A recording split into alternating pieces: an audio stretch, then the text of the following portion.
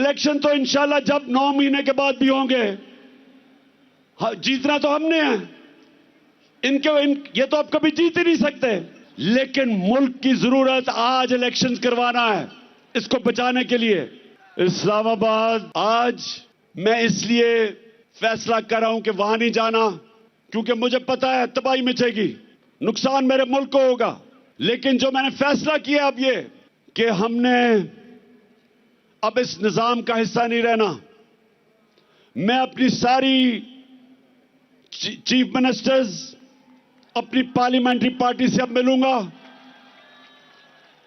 और हमने फैसला किया है कि हम सारी असेंबलियों से निकलने लगे हैं। हम बजाय अपने मुल्क में तोड़फोड़ करें, हम बजाय अपने मुल्क में तबाही मचाएं, इससे बेहतर है कि हम इस करप्ट निजाम से बाहर निकलें। और इंशाअल्लाह आने वाले दिनों में हम अनाउंस करेंगे जिस दिन हम सारी असेंबलियों से बाहर निकल रहे हैं। अस्सलाम वालेकुम जी, आप देख रहे हैं दो टोक बात। मैं हूं किरण नाज। Very very big move by Imran Khan. जो लोग कहते थे कि इमरान खान को सियासत नहीं आती है, ऑब्वियसली वो भी सोच रहे हैं कि इमरान खान ने आज क्या ये मूव खेल दिया है। लेकिन खान साहब आए थे यहाँ पर इलेक्शन लेने के लिए और असेंबलियाँ छोड़कर जाने का ऐलान करके चले गए। पीटीआई ने पंजाब और खैबर पख्तूनख्वा असेंबली से मुस्ताफ़ी होने का ऐलान कर दिया, लेकिन ये अबहम नाज़रीन अभी बाकी है कि वो असेंबलियाँ तहलील करेंगे या सिर्फ मुस्ताफ़ी होंगे। अगर असेंबलियाँ तहलील हो जाती हैं तो यकीनन हुकूमत पर शदीद दबाव होगा कि वो जनरल इलेक्शंस की तरफ ऑब्वियसली जाएं, लेकिन इस वक्त भी ऑप्शंस मौजूद हैं। अगर पंजाब की अपोजिशन अदम एतमाद जमा करवा देती है तो वज़ीर आला असेंबलियाँ तहलील नहीं कर सकेंगे, और मुस्लिम लीग नून का दावा है कि उनके पास हुकूमत बनाने के नंबर्स भी मौजूद हैं। वज़ीर आला पंजाब का किरदार भी सारी सूरत हाल में बड़ा इंपॉर्टेंट होगा। गो के मोने सलाई ये यकीन दिला रहे हैं कि वो इमरान खान की कॉल पर फौरी अमल करेंगे। परवेज़ इलाही भी माजी में इसका इरादा जाहिर कर चुके हैं। वैसे ये मैं क्लियर करना चाह रहा हूँ कि मैं इमरान खान का कैंडिडेट हूँ, और इंशाल्लाह हल्फ लेने के बाद अगर इमरान खान साहब कहेंगे कि आधे घंटे के अंदर अंदर असम्बली तोड़ दें तो मैं इंशाल्लाह आधे घंटे के अंदर अंदर असम्बली तोड़ दूँगा। तो आज की ये तकरीर देखकर मैं कह सकती हूँ कि नई तैनातियों के बाद भी कुछ तब्दील नहीं हुआ ऐसा लग रहा है। अब भी इमरान खान साहब को, इस्टेब्लिशमेंट को मुसलसल तनकीद का निशाना बनाते हुए हम देख रहे हैं। अपनी तमाम नाकामियों का जिम्मेदार भी उन्हीं को ही ठहराते हुए हम देख रहे हैं। सुनिए। मैं 3.5 साल में एक जगह फेल हुआ हूँ, ताकतवर को कानून के नीचे नहीं ला सका। मैंने बड़ी कोशिश की, नैब मेरे नीचे नहीं थी, वो एस्टेब्लिशमेंट के नीचे थी। मुझे ये कहा क्या कई दफा कि अच्छा जी इनको छोड़े, एनआरओ दे दे इनको, कि बार बार हम सुनते हैं साइफर एक ड्रामा था, एक फेक बयानिया बनाया गया। ये सब वो कह रहे हैं जो साजिश का हिस्सा थे। क्या मजाल है किसी मुल्क का एक छोटा सा सरकारी ऑफिसर एम्बेसडर को कहे कि जनाब अपने वजीर आजम को हटा दो? ये मुल्क की तौहीन है। अच्छा, आज की इस स्पीच में नाज़रीन खान साहब ने खुद पर हमले के हवाले से भी बड़े इंकशाफात किए हैं। कह रहे हैं कि शूटर्स 2 नहीं थे, 3 थे। जिस तरह लियाकत अली खान को कत्ल करवाकर उनके कातिल को मार दिया गया था, इसी तरह उन पर हमला करने वाले को मारने के लिए भी गोली चलाई जो मौज़्ज़म को लग गई थी। 3 बंदूक वाले थे वहां, एक वो जिसने हमारे पे फायर किए, एक वो जिसने सामने से गोलियां चलाई जो हमारे ऊपर से निकल गई, और एक ये जिसने इसको कत्ल करना था। जिस तरह लियाकत अली खान को जिसने कत्ल किया था उसको वही मारा गया। तो रास्ते में बेचारा मौज़म आ गया, मौज़म शहीद, उसको उसने गोली नहीं मारी, उसको गोली और तरफ से आई, और वो जो उसको गोली मार रहे थे वो असल में वो शूटर के लिए थी। सब आज के ऐलान के बाद इमरान खान साहब ने ये अपना आखिरी पत्ता खेल दिया है, जिससे मुल्क में अफरा तफरी बढ़ जाएगी। एक नए बहरान का पाकिस्तान को सामना करना पड़ेगा। मेरे साथ जस्टिस रिटायर्ड शाइख उस्मानी साहब माहिर कानून हैं, मौजूद हैं। कामरान मुर्तज़ा साहब सेनेटर हैं, JUI से ज्वाइन कर चुके हैं। हनीफ अब्बासी साहब पाकिस्तान मुस्लिम लीग नून से मुझे ज्वाइन कर रहे हैं। आप तमाम मेहमानों की शुक्रगुजार हूँ, खुशामदीद आपको कहती हूँ। कादिर बंदुखेल साहब पाकिस्तान पीपल्स पार्टी से मुझे ज्वाइन कर रहे हैं। अस्सलाम वालेकुम। सबसे पहले मुस्लिम लीग नून क्योंकि हुक्मरान जमात है, सर आपसे बात का आगाज कर लेते हैं। जो कुछ आज खान साहब ने ऐलान किया है, असेंबली से निकलने की बात कर रहे हैं, तो उनकी एक और स्पीच तो एक्सपेक्ट की जा रही थी या सोचा तो ये जा रहा था कि कुछ ना कुछ खान साहब आज करेंगे, लेकिन ये करेंगे, ये ऐलान करेंगे, क्या एक्सपेक्ट कर रहे थे आप लोग?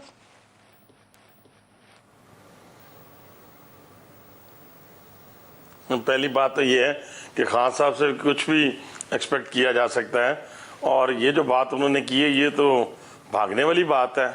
और मैं रावलपिंडी के लोगों को खराज तहसीन पेश करता हूँ कि उन्होंने इस नाम नहाद जो लॉन्ग मार्च था उसको मुस्तरद किया है, और ये जो 500 मीटर के अंदर बैठ के ये बड़ी बड़ी बातें करके भी आप इस्लामाबाद जाने के लिए आए थे, आप वफाकी हुकूमत से इस्तीफ़ा लेने के लिए आए थे, आप इस्तीफ़ा दे के क्यों जा रहे हैं भाईजान?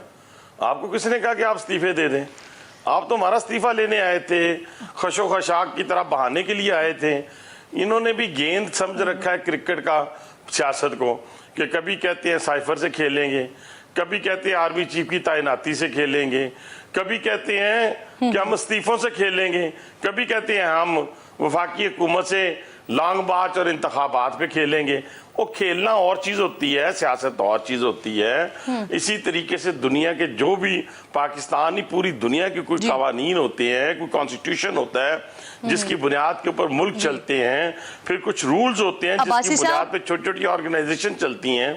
तो खान साहब अब्बासी साहब उन्होंने ऐलान कर दिया, लेकिन अब काउंटर स्ट्रैटेजी तो आपने बनानी है ना सर? क्या कह रही? और आपका तो on record statement Pakistan Muslim League Noon का मौजूद है। राना सनाउल्लाह साहब कह चुके हैं कि अगर हमारे पास चाहिए तो जहां पर असेंबलीज में आपकी गवर्नमेंट है आप रिजाइन कर दें, फिर उसके बाद इलेक्शंस ले लें। तो सर उन्होंने तो अपनी स्ट्रैटेजी बता दी, अब काउंटर स्ट्रैटेजी तो आपकी बनेगी ना। आप लोग क्या सोच रहे हैं आगे? करें तो सही ना। खान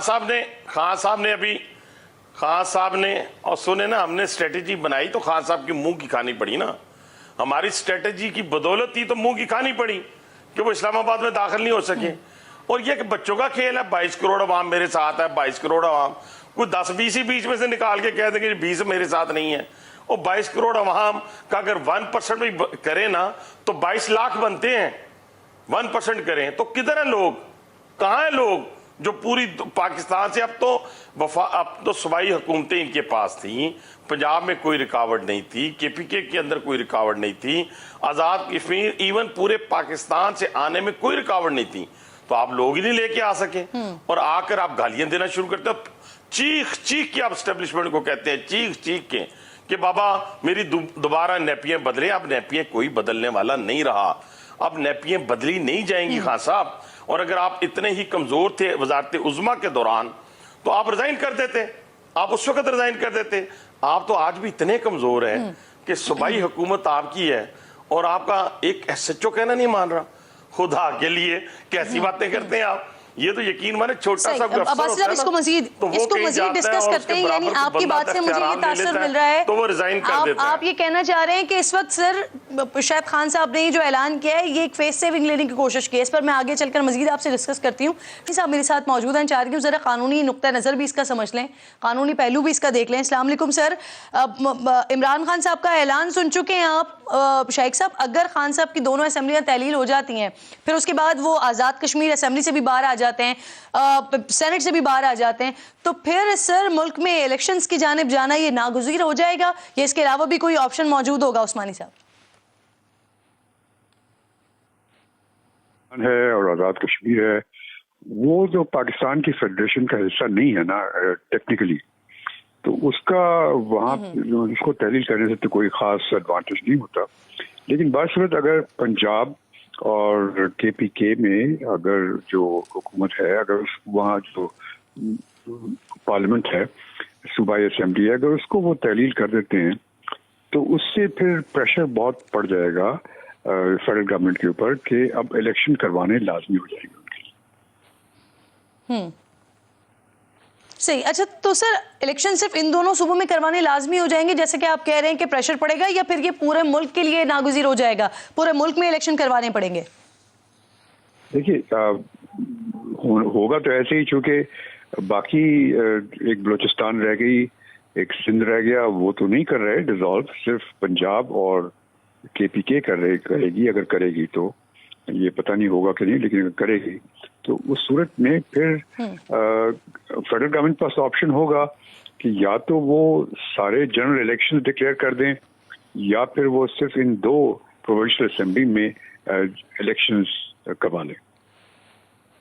तो उस्मानी साहब, यानी ये ऑप्शन सिरे से रूल्ड आउट है सर कि गवर्नर्स के जरिए अपनी मुद्दत को पूरी कर ले वफाकी हुकूमत? नहीं, उसका तो कोई ऑप्शन नहीं ना। एक दफा जब कोई असेंबली खत्म हो जाती है तो फिर ये गवर्नमेंट की जिम्मेदारी होती है कि वहां पे इलेक्शन करवाएं। कितनी जल्दी इलेक्शन होता है ये अलग बात है, लेकिन इलेक्शन तो करवाना लाजमी हो गया।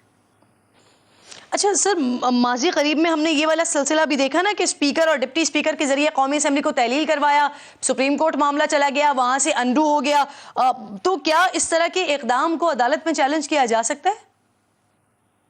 नहीं, क्या मतलब कानूनी नुक्ता आपका यहाँ पे? तो देखिए, बात ये है कि असेंबली, अगर कोई चीफ मिनिस्टर डिसॉल्व करना चाहे तो डिसॉल्व कर सकता है, वो डिसॉल्व कर दे। जब डिसॉल्व करने के बाद अगर एक असेंबली डिसॉल्व होती है तो उस सूरत में उस असेंबली में दोबारा इलेक्शन हो जाते हैं। लेकिन अगर 2 असेंबलियां मसलन KPK और पंजाब असेंबली डिसॉल्व होती हैं तो फिर फेडरल गवर्नमेंट पे प्रेशर पड़ जाता है कि फिर वो एक जनरल इलेक्शन करें, बजाय इसके कि सिर्फ 2 प्रोविंसेस में वहां पे इलेक्शन करवाएं। अब ये फैसला फेडरल गवर्नमेंट करेगी कि करना है कि नहीं करना चाहिए, क्योंकि 2 दूसरे सूबे जो हैं वहां से तो उन्होंने रिजॉल्व नहीं किया हुआ है असेंबली को।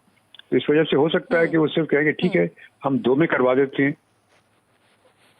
ठीक, शायख उस्मानी साहब, बड़े अच्छे से वजाहत की आपने, बहुत बहुत शुक्रिया सर। प्रोग्राम में साथ मौजूद थे कादिर मंदुखेल साहब। इंतजार थोड़ा सा आपको करना पड़ा। अस्सलाम वालेकुम। कानूनी नुक्ता नज़र बहुत अच्छे तरीके से, कानून को बहुत अच्छे तरीके से आप जानते हैं सर। इससे पहले कि मैं आपका सियासी ओपिनियन लूँ, अब जो करंट गवर्नमेंट है उसके पास क्या ऑप्शंस मौजूद होंगे, जो एक अपना कार्ड शो कर दिया इमरान खान साहब ने कि वो अब क्या करने जा रहे हैं? किरण नाज साहिबा, आप और शायख उस्मानी साहब जो अगर मगर खेल रहे थे इतने देर से, पहली बात ये बताओ कि ये दोनों सूबाई असम्बली टूट ही नहीं सकती है। ये दोनों सूबाई असम्बली में अदम एतमाद की तहरीक जमा हो जाएगी और उसके बाद वो जिन सीटों पे इस्तीफ़ा देंगे उन सीटों पे इलेक्शन होगा। शायख उस्मानी साहब तहरीक इंसाफ सिंध लॉयर विंग का सदर रह चुका है, उनको अच्छी तरह अपनी पार्टी का पता है कि उनकी पार्टी के अंदर अभी भी जो कौमी असम्बली के इनकी 24 मेंबरान इस वक्त भी हमारे साथ असम्बली में बैठे हुए हैं। इनके जो जिनको ये वज़ीर आला बना है वो वज़ीर आला तो आज उनके साथ मौजूद नहीं था। हाँ, अलबत्ता ज़रूर जिस कुर्सी पे वो बैठा हुआ था वो सरकारी कुर्सी जो है ना पुटवार टाउन का पिंडी डिवीज़न का, वो ज़रूर उस कुर्सी पे बराजमा थे और तमाम तर सरकारी मशीनरी के साथ तमाम तर पंजाब और पुख्तनख्वा की जो अफसरान समेत पटवारियों समेत उन्होंने ज़रूर एक गली भर दी है। जो अभी अनीफ अब्बासी साहब फरमा रहे हैं 22 करोड़ की बजाय 1%, मैं तो थोड़ा सा और एक स्टेप जा रहा हूँ, 22 करोड़ के बजाय वो 22,000 तो नहीं ला सके। जी। आप मुझे बताओ, अगर एक गली आपने भर दी है, क्या उसमें 22,000 लोग आ सकते हैं? 22 लाख तो दूर की बात है अनीफ अब्बासी साहब। तो बात यह है कि दूसरी बात आप मुझे एक बात बताएं कि इनके लोग जब कौमी असम्बली में आल है, आज भी कल सुबह भी मेरे साथ तहरीक इंसाफ का एक रहनुमा MNA जो है ना वो जिम में मौजूद था और ये वो MNA साहब है जिन्होंने बाकायदा इस्लामाबाद हाई कोर्ट में पिटिशन दाखिल किए मुझे लाजिस से ना निकाला जाए। इस्लामाबाद हाई कोर्ट ने बोले जाए भाई। अच्छा सर, वो जो आप बात कर रहे हैं ना अदम एतमाद की, तो मैंने अपने इब्तिदाइये में ये बताया है कि हुकूमत के पास ये ऑप्शंस मौजूद है। अगर अदम एतमाद की तहरीक आ जाती है तो फिर तो ऑब्वियसली असेंबलीज को डिसॉल्व नहीं कर सकते हैं ना उस वक्त के वज़ीर आला। मैं क्योंकि इस पे कानूनी नुक्ता नजर जानने की कोशिश कर रही हूँ। जी, अगर मगर खेल रहे थे एक बात। दूसरी बात ये है कि जब कौमी असम्बली का आपको मैं हवाले दे रहा हूँ, MNA साहिबान जो इस वक्त भी लॉजेस में बराजमान है उनका हवाले दे रहा हूँ, आप मुझे बताओ वो चौधरी परवेज इलाही और दूसरे लोग कहाँ उसका साथ देंगे? पुख्तनख्वा में इससे पहले भी 22 लोग इनके जो है ना वो बागी हो चुके हैं। मोना सलाई कह रहे हैं जब खान साहब ऑर्डर करेंगे हम उसको फॉलो करेंगे। मोना सिलाई को तो वो पहले ही अपना बोनस पर ड्रामा चल बंद रहे थे। करे। आप पहले इस जाली खान के साथ असेंबली में स्टेज पे बैठे, आपने कुर्सी जरूर सरकारी उसको दिए पुटवा टीम टाउन की, मगर उसके साथ बैठते तो फिर हम आपको मान लेते हैं। ये 2 नंबरें जो है ना हया नहीं चलने वाली है। सवाल ये है, ये अगर मगर जो एक शख्स नापाक ख्वाब देखा था पाकिस्तान को 3 टुकड़े में, जो एक शख्स ने पाकिस्तान को श्रीलंका बनने का नापाक ख्वाब देखा था, जो इस शख्स ने जाली साइफर के जरिए पाकिस्तान को बदनाम करने की कोशिश की, जो इस शख्स ने पाकिस्तान की आर्मी को अफवाज पाकिस्तान के और वो सलीमुल्लाह कलीमुल्लाह जो सेक्टर इंचार्ज बैठा हुआ आरिफ अलवी ऐवान सदर में उनके साथ खेलने के जो नापाक अजाइम शो किए, वो तो सारे खाक में मिल गए। अब इस आदमी के पास क्या ऑप्शन है? इन आदमी के पास कोई ऑप्शन नहीं है। ये इलेक्शन के ख्वाब देख रहे हैं। आइन का इन्होंने अपना ऑप्शन शो करवा दिया, लेकिन आप जो अदम एतमाद की बात कर रहे हैं ना, वो कब तक लेकर आ रहे हैं ये मैं आपसे पूछूंगी। इसके साथ साथ हनीफ अब्बासी साहब, आपके पास ऑब्वियसली नॉलेज मौजूद होगी। अभी थोड़ी देर पहले उस्मा साहिबा कह रही थी हमारे ही प्रोग्राम में कि 10 से 15 हज़ार लोग मौजूद थे, तो अब तो आपके पास आदाद शुमार भी आ गए होंगे। सर आती हूँ आपकी तरफ, कामरान मुर्तज़ा साहब भी साथ मौजूद हैं। अस्सलाम वालेकुम सर, ये पंजाब और KP की असम्बलियाँ तहलील करने से वफाकी हुकूमत पर कितना प्रेशर पड़ेगा और फौरी इलेक्शन का ऐलान करना पड़ जाएगा, फिर गवर्नमेंट को इस पोजीशन में आना पड़ेगा? देखिए, एक बात तो इसमें टेक्निकल सी बात अभी तक समझ में नहीं आ रही है इमरान खान साहब की स्टेटमेंट में। इस वक्त तो सीएम जो है ना वो दोनों पंजाब में भी और सूबा खैबर पख्तूनख्वा में भी उनके है, तो असम्बली तो वो तहलील करना उनके लिए बड़ा आसान है, मगर वो असम्बली तहलील करने की बात नहीं की है उन्होंने सिर्फ असम्बली से बाहर आने की बात की है। तो अभी इसको देखना पड़ेगा कि इसके बाद जो है ना इनका जो क्लियर कोई स्टेटमेंट आता है, तो अगर वो सिर्फ जो है ना अपना रिजाइन करते हैं तो फिर तो शायद मुमकिन है कि इसी तरह से असम्बलियाँ चलती है लड़ी लंगड़ी, और अगर असम्बलियाँ तोड़ते हैं तो फिर यकीन मुश्किलात होंगी। कामरान साहब, ये ऑप्शन तो गवर्नमेंट के पास मौजूद है ना कि दोनों वज़राए आला के खिलाफ तहरीक अदम एतमाद लेकर आ जाए, तो फिर ये असम्बलियाँ टूटने वाला सिलसिला है, असम्बलियाँ तहलील करने वाला सिलसिला, इसको रोका जा सकता है। बिल्कुल ये ऑप्शन मौजूद है, और मेरा ख्याल है कि इमरान खान साहब शायद यही चाहते रहे और इसीलिए इसको अनाउंस करवाया, और शायद घंटे के अंदर मुमकिन तौर पर ये हो सकता है कि लोग और मामला जो है ना वो फिर किसी और तरफ चल पड़े। तो वरना जो ना सैटरडे को ये बात कहना और उसके बाद जो है ना मैं जो समझ रहा हूँ कि इसके बाद जो है ना वो इमीडिएटली जो है वो आज के दिन में सेक्सी से जो है नो कॉन्फिडेंस मोशन जो है वो शायद लोग रिसीव करवा रहे। सर, अदम एतमाद के अलावा क्या हुकूमत के पास गवर्नर्स के जरिए अपनी मुद्दत पूरी करने का ऑप्शन एग्जिस्ट करता है? अगर तो मतलब वहां से किस चीजें होते हैं तो गो की हुकूमत शायद अपना वक्त पूरा करने में किसी हद तक आगे ले जाने में कामयाब हो जाए, मगर प्रैक्टिकली मुश्किलात हों। यकीन ये बहुत बड़ा फैसला उन्होंने कर लिया है। गो के इसमें हुकूमत के लिए मुश्किलात होंगी, मगर मेरा ख्याल है कि अल्टीमेटली इसके लिए लूजर्स इमरान खान साहब खुद भी होंगे। सही, बहुत शुक्रिया आपका सर, प्रोग्राम में साथ मौजूद थे हनीफ अब्बास। वैसे आज सर कितने आदमी थे? 22,000। ये तो पहली बात यह है कि अभी जैसे मंदोखेल साहब ने कहा है, मैं फिर कहूंगा दिल्ली दूरस्त। अभी तो उसने ये एक बात ही नहीं की, उसने कहा नहीं मैं पार्लिमानी पार्टी का इजलास बुलाऊंगा। देखिए ना, ये वो शख्स है जो अमेरिका को कह रहा था कि साजिश की है अमेरिका ने, तो बाद में उसने कहा नहीं अमेरिका के साथ हम अच्छे ताल्लुकात चाहते हैं, और साइफर जो है ये माजी का हिस्सा बन गया है। फिर उसने कहा जी मैं तो आर्मी चीफ लगने ही नहीं दूंगा। फिर उसने कहा नहीं जी नहीं, जिसको मर्जी लगा दें जी, मुझे कोई एतराज नहीं है। फिर उसने कहा कि मैं तो इस्तीफा लिए बगैर जाऊंगा नहीं, मैं तो इंतखाबात की तारीख लिए बगैर जाऊंगा नहीं। इस शख्स की तारीख भरी पड़ी है झूठ से, इस शख्स की तारीख झूठ से भरी पड़ी है। और अभी मेरे एक दोस्त कह रहे थे, मेरा ख्याल राणा साहब भी फरमा रहे थे, अगर इसके पास 10 लाख लोग होते, 5 लाख लोग होते, मैं आपको पूरी मेजरमेंट करके देता हूं कि मैं तो मेट्रो का चेयरमैन था यहाँ पे, ये ब्रिजेस, अल्लाह के फजल करम से आज शर्माते तो होंगे इमरान खान साहब, थोड़ी सी शर्म तो आई होगी कि जब उन्होंने लेफ्ट तरफ देखा होगा तो मेट्रो, जिस ब्रिज के ऊपर बैठे हुए थे वो नवाज शरीफ, जिस पार्क के अंदर इन्होंने आज गंदगी की इंतहा कर दी, नवाज शरीफ पार्क के अंदर, जिसका नाम इन्होंने बाद में तब्दील किया, वहां खैमा बस्ती कभी किसी पार्क में लगी है? दुनिया के किसी मुहज्जब मुल्क के अंदर, दुनिया के किसी मुहज्जब मुल्क के अंदर आस्ट्रोटफ उखाड़ कर वहां पे जलसे किए गए हैं? ये आज इस रावलपिंडी में जिधर देख रहे थे वो नवाज शरीफ उनको नजर आ रहा था, ब्रिजेस में, मेट्रो में, जिस यूनिवर्सिटी में उतरे हैं, एरिड यूनिवर्सिटी के अंदर, वो नवाज शरीफ की दी हुई है रावलपिंडी के लोगों के लिए। और पूरी मेजरमेंट सुन लेना, चांदनी चौक, रहमानाबाद चौक से लेके 6 रोड तक, ये जो रहमानाबाद वाला ब्रिज है, मेट्रो का स्टेशन, एक तो रहमानाबाद चौक है, एक मेट्रो का स्टेशन है, वहां से जो 6 रोड का ब्रिज है, ये 500 मीटर बनता है। 500 मीटर सुबह ले जाएं, लेके जाएं, मेरे पास वीडियोस मौजूद हैं। इस 500 मीटर में कितनी कुर्सी लग जाएगी, तो कितने लाख, 22 लाख लोग या 40 लाख लोग आ जाएंगे, तो फिर आगे को मेरे से बात कर ले। ना किसी रावलपिंडी की गली से बंदा निकला, ना कहीं और से निकला, पूरे पाकिस्तान से इकट्ठे करके 10 से 15 हजार भी अब कहते हुए खुदा की कसम मुझे शर्म आ रही है, मैं इतनी बड़ी कसम उठाए कह रहा हूं, फिर भी मैं कहता हूं चले कहीं गलियों में बैठे होंगे, कोई होटलों में चले गए होंगे, कोई रास्ते में होंगे, सारे मिला मिलू के इतने बनते हैं। ये कहीं से आप काउंटर चेक कर लें।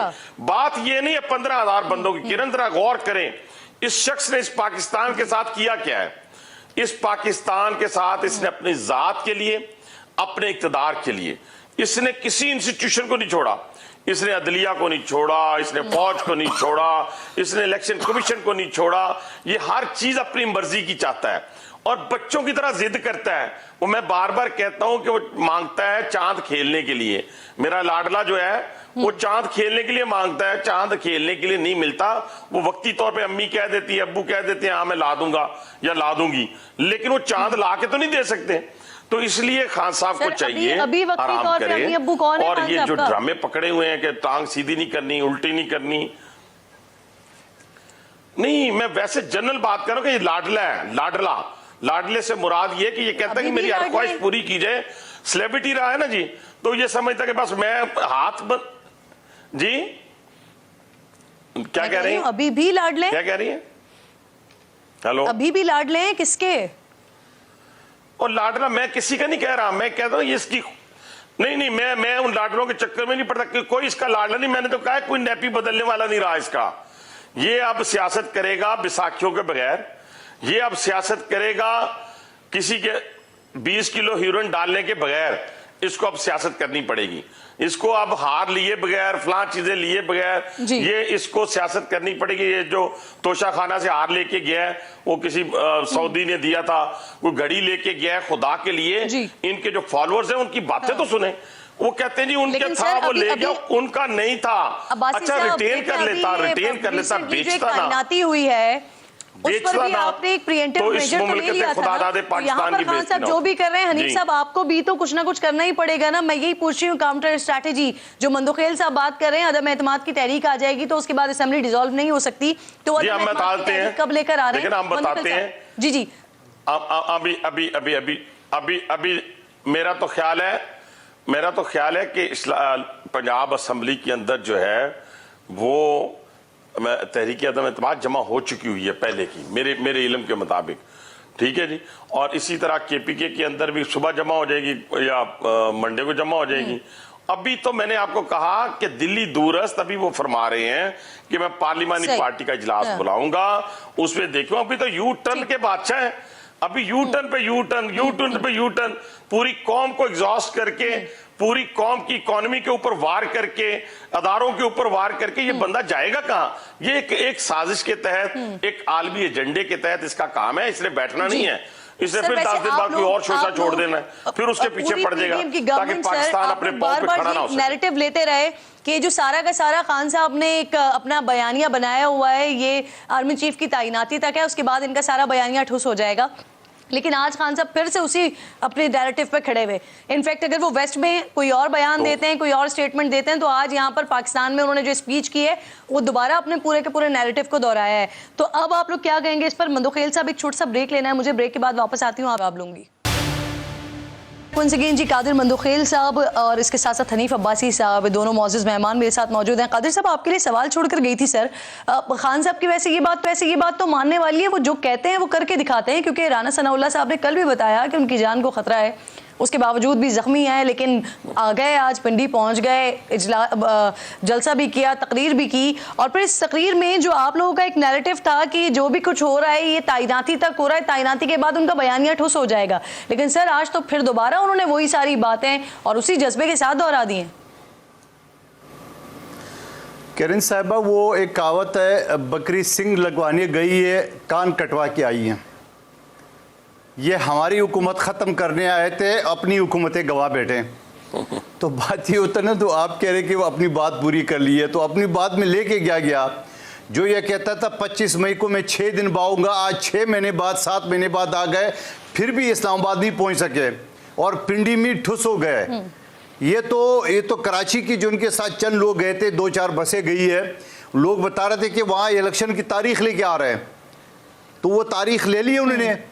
और फिर ये जो कहते हैं कि मैं पाकिस्तान को श्रीलंका नहीं बनना चाहिए, तो पहले आपने ऐलान क्यों किया था? हमें तो पहले से पता था कि आप ड्रामा कर रहे हो, हमें तो पहले से पता था कि आप बुज़दिल आदमी हो, आप ये नहीं कर सकते हो। हमें तो पहले पता था कि आप जो ना वो हबीबुल्लाह नियाज़ी के रिश्तेदार हो, हमें पता है कि आप कुछ नहीं कर सकते हो। तो बात यह है कि ये सारी चीज़ें आपके सामने की बातें, अब आगे यही अरबत है जो इस्तेमाल कराता है, जैसे मोहतरम अब्बासी साहब ने भी बताया कि अगर ये लाखों लोग, तो ये ज़रूर अटैक करते हैं। सबसे पहले JHQ पे करता ही है, सबसे पहले JHQ पे करता था, पिंडी टारगेट यही था, नहीं तो डी चौक की बात की थी उन्होंने, मगर ये नाकाम हो गया। आज 22 करोड़ क्या 22,000 लोग नहीं ला सके, तो उसको पता चल गया अपनी औकात का क्या आगे पीछे कोई नहीं है। और वो भी एक रोड है, ये कोई पार्क नहीं है, कोई खुला मैदान नहीं है, एक रोड है। वो तो वैसे आमतौर पे शाम के वक्त जो है ना वो ट्रैफिक से जाम हो जाता है। इसी रोड से मैं भी कई मरतबा गुजरा हूँ, हनीफ अब्बासी साहब भी गुजरे होंगे, ये तो वैसे ट्रैफिक से जाम हो जाता है। अब आपने एक रोड जाम करके, मंदोखेल साहब साथ ही मौजूद रहिए जरा। सीनियर एंकर पर्सन है, एनालिस्ट हैं काशिफ अब्बासी साहब, प्रोग्राम कर चुके हैं, आपको बहुत बहुत खुशामदीद कहती हूँ सर। सबसे पहले तो ये बड़ा इंटरेस्टिंग मूव इमरान खान साहब की तरफ से आज आ गया है, किस तरह से देख रहे हैं आप इसको? शायद ये एक्सपेक्ट नहीं किया जा रहा था, गवर्नमेंट ये एक्सपेक्ट नहीं कर रही थी कि खान साहब आज इस तरह का ऐलान कर देंगे, क्योंकि अभी क्योस है, क्लैरिटी नहीं है कि वो इस्तीफा दे रहे हैं या असेंबलीज को डिसॉल्व कर रहे हैं। लेकिन आप ये ओवरऑल सिचुएशन को देख किस तरह से रहे हैं अब्बासी साहब? देखिए, ये इस्तीफा देने का तो फायदा नहीं होगा। मेरा ख्याल है कि अगर असेंबलियां तहरील करेंगे तो तभी उनका जो मौक़िफ़ है या उनको जो इलेक्शंस चाहिए वो तो उसी सूरत में मिलेंगे अगर 2 असेंबलियां तहरील कर दें और फिर दोनों असेंबलियों का इलेक्शन कराना जरूरी हो जाए। उसके बगैर तो अगर फिर इस्तीफे असेंबलियों से देने तो वो दोनों कौमी असेंबली से इस्तीफे दिए हुए हैं। तो मुझे लगता है कि ज्यादा जो इमरान खान साहब का ऐलान है और जो जवाब या जो ट्वीट उसके बाद मोनोसलाई ने की, उसे तो ये लगता है कि असेंबलियां तहलील होंगी। लेकिन हुकूमत ज़ाहिर है उसमें डिले डालेगी, तहरीक एतमाद आएगी, गवर्नर शायद उस समरी के ऊपर थोड़ा सा बैठेंगे, जो ये एडवाइस आएगी कि असेंबलियां तोड़ दें। तो महीना 1.5 महीना 2 महीने का टाइम तो इस तरह हुकूमत निकालने की कोशिश करेगी। लेकिन मूव अगर आप देखें एज ए मूव, सरप्राइज जरूर था। ये कोई एक्सपेक्ट नहीं कर रहा था कि आज असेंबलियां तोड़ने का ऐलान करेंगे, क्योंकि 6 महीने से उन्होंने अभी तक असेंबलियां नहीं तोड़ी थी, या ये उनको बार बार हुकूमत की तरफ से कहा जा रहा था अगर आप करना चाहते हैं तो असेंबलियां तोड़ रहे, लेकिन वो नहीं तोड़ रहे। इसके अलावा उन्होंने GB की गवर्नमेंट की भी बात की कि GB के CM से भी उन्होंने इस तरह की बात की है। तो लगता है ऐसे है कि असेंबलियां तोड़ेंगे और गवर्नमेंट के लिए बड़ी मुश्किल हो जाएगी, मुझे लगता है उसके बाद सस्टेन करना, अगर जिस दिन इमरान खान साहब दोनों असेंबलियां तहलील करने में कामयाब इलेक्शन की तरफ जाना पड़ेगा, क्योंकि इसके बाद कितनी इंस्टेबिलिटी हो जाएगी। ये तो नहीं हो सकता कि इलेक्शन हो और उसके 6 महीने बाद दूसरे इलेक्शन हो।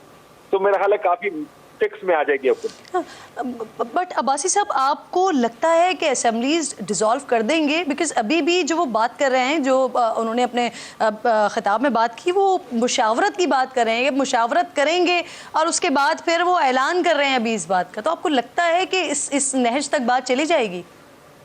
देखिए, इतना बड़ा ऐलान करके पीछे तो हट नहीं सकते। ये तो नहीं हो सकता कि इतने बड़े जलसे में इतनी एक्सपेक्टेशन की वो लॉन्ग मार्च शुरू हुआ लाहौर से, इतने दिनों बाद इस्लामाबाद पहुंच के एक ऐलान करें और वो ऐलान उन्हीं की मर्जी से पूरा ना हो।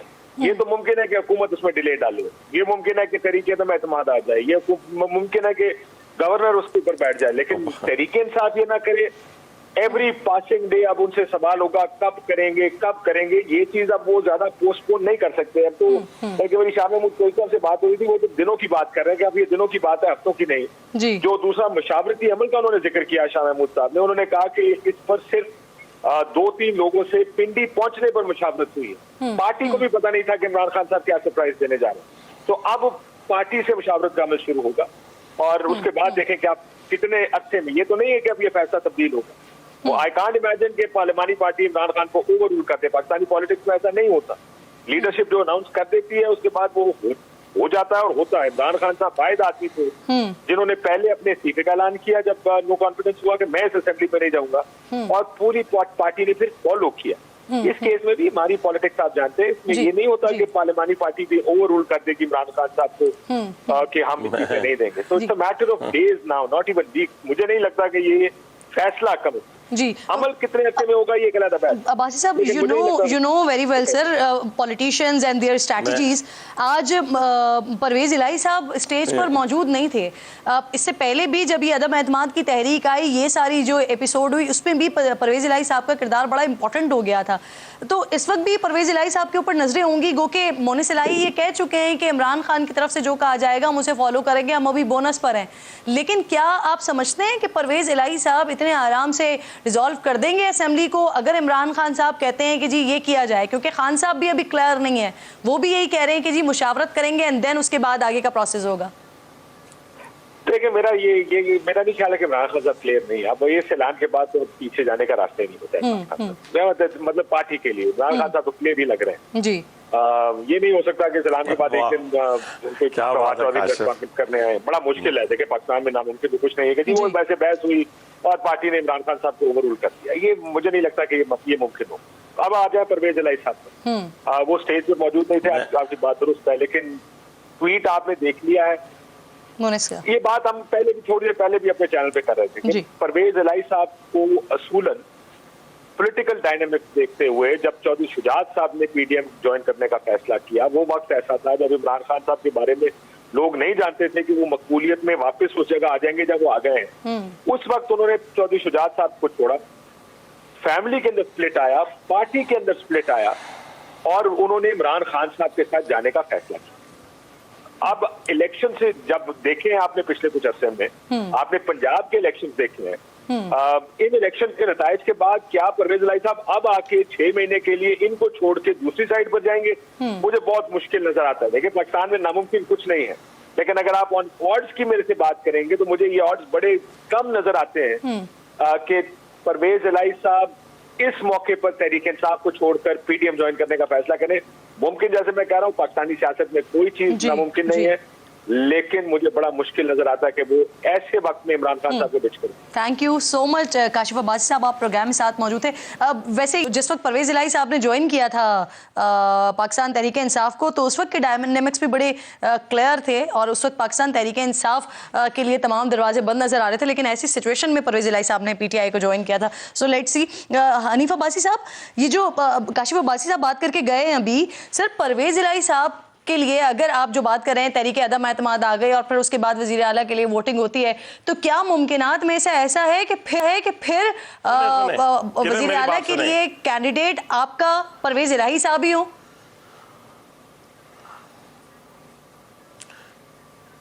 पहले मेरी बात सुने, काशिफ मेरा भाई है, बड़ा जबरदस्त बातें करके गया है। मैं चाहता था लाइन पे रहता तो मैं उससे पूछता, ये वही इमरान खान है ना जिसके बारे में आप कह रहे हैं कि बड़ा मुश्किल है उनके लिए फैसला वापस लेना, और बाबा जी पापा जी कुछ चले गए हो पाड़ी मारी गलत है। सुनो कि आप ये वही इमरान है जो 2013 की असेंबली में इस्तीफे दे के वापस आया है।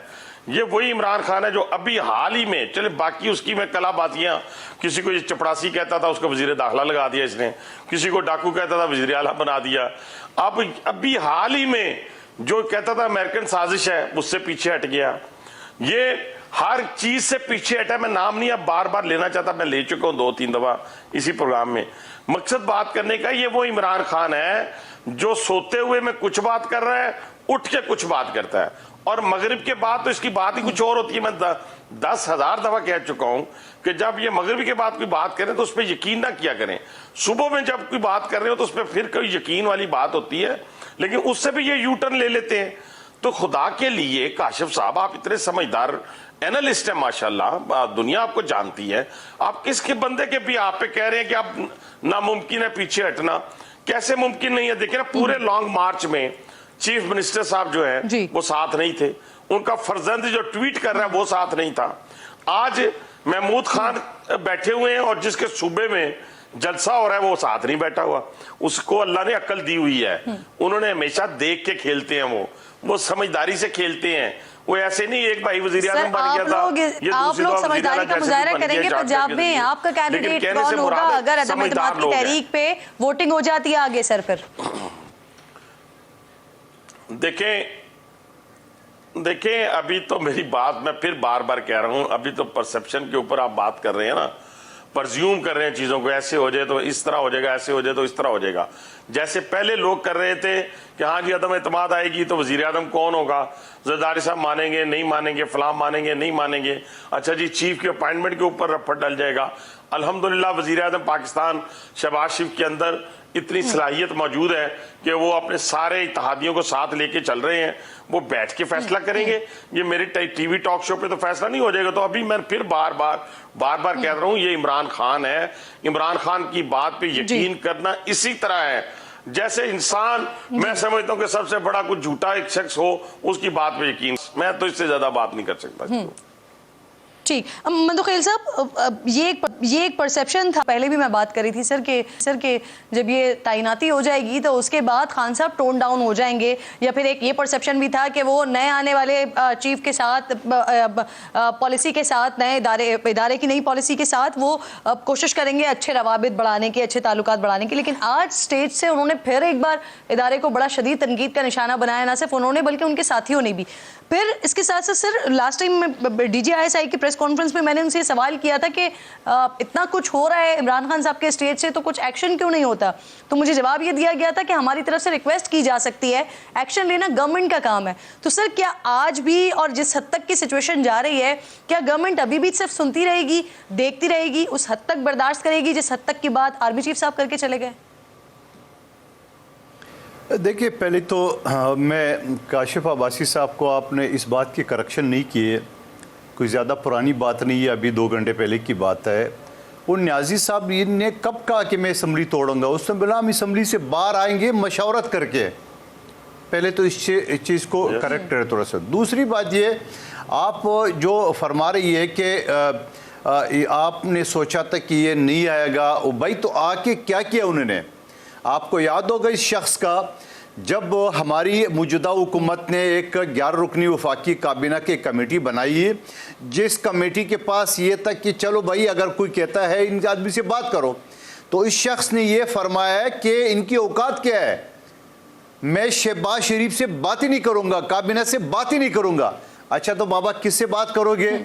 मैं उनसे बात करूँगा जिससे शहबाज शरीफ डिक्की में चुप चुप के मिलता था और सामने बेवकूफ़ों का टोला बैठा हुआ था, वो तालियां बजा रहा था। वो मैं हैरान हो गया कौन सी मखलूक है। तो मुझे वो हदीस याद आया कि जैसे अवाम होंगे वैसे हुक्मरान होंगे, जैसे एक लीडर इनका वैसे इनकी अवाम है। सवाल ये है कि सारी सूरत-ए-हाल के बाद और यू टर्न का तो ये बानी है, जबकि मैं यू टर्न को बेगैरती कहता हूँ। अगर मैं काशिफ अब्बासी साहब को धमकी दूं कि मैं तेरे पिंडी चौक में तेरे साथ देखूंगा, और अगर मैं नहीं हूं तो मेरे से बड़ा बेगैरत आदमी कोई नहीं, तो ये इसको बड़ा आदमी कहता है, इस बात पे फख्र करते हैं। अगर शहीद जुल्फकार अली भुट्टो यू टर्न लेता तो वो आज तारीख में जिंदा नहीं होता। आज अल्हम्दुलिल्लाह जिसको हम जिंदा कहते हैं, जिंदा है भुट्टो, तो इस बात पे जिंदा है कि हर साल हम उसकी मकबूलियत बढ़ रही है, क्योंकि उस शख्स ने यू टर्न नहीं लिया। देखिए ये बात यू टर्न की होगी तो वो फिर पेट फाड़ के पैसा निकालना था, रोडों पर घसीटना था। सर 3 साल की तैनातियां 3 साल के लिए आते हैं, हम बार बार आते हैं, आप लोगों की तरफ से भी बड़े सियासी बयानात हुए, उस पर भी फिर यू टर्न हुए। सर किरण क्यों मुझे उस तरफ ले जा रही हो आप? फिर क्या हुआ? हमने एक पीपल्स पार्टी की जाले ने उसकी आसिफ अली जरदारी साहब की बात को ऑन किया है। क्यों पुरानी बातें आप करें? हुआ क्या? हम तो वहीं बैठे हुए। सर उसके बात बाद फिर है, ये हुआ सवाल कि आप ये लोग कि हम एक जो हो गए, बात हुकूमत करते हैं- बना के बैठ गए। नहीं ना, तो यकीनन वो कहते हैं, ये कहते हैं, सुन ले किरण साहिबा, वो कहते हैं कि अगर गांव के कुएं में कोई जानवर मर जाए तो सारे गांव को इकट्ठा होना पड़ता है उस बदबूदार को पानी से निकालने के लिए।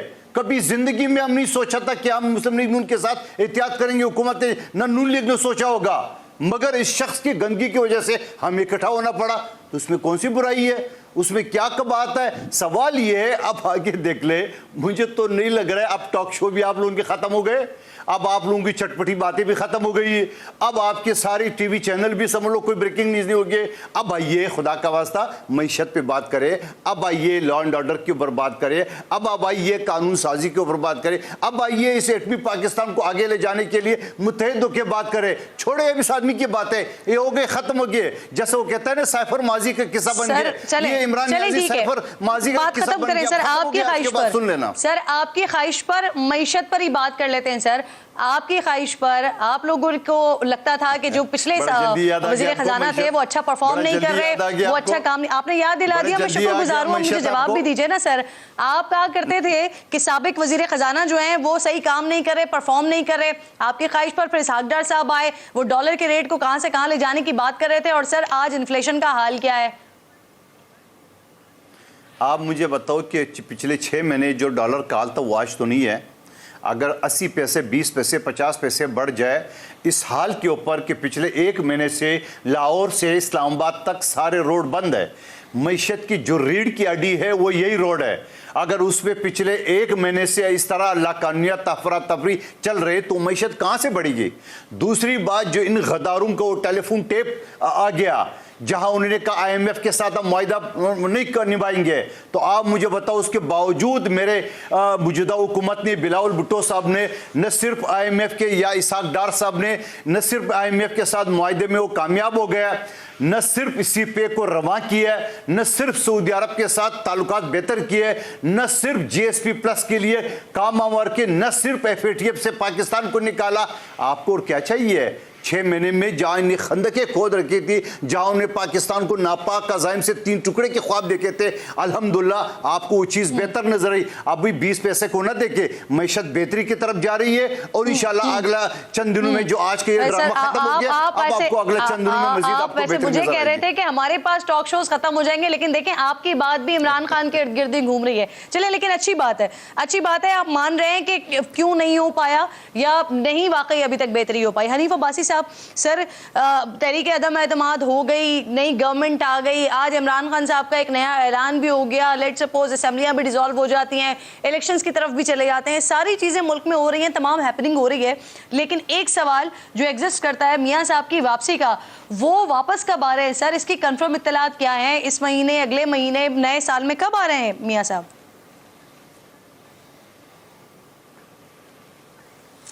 पहली बात तो यह कि मैं बिल्कुल 200% अभी जो मंदुखेल साहब बात कर रहे थे उससे इत्तेफाक करते हुए एक सिर्फ कंपैरिजन जो आज मैं इसका जवाब जरूर दूंगा आपको।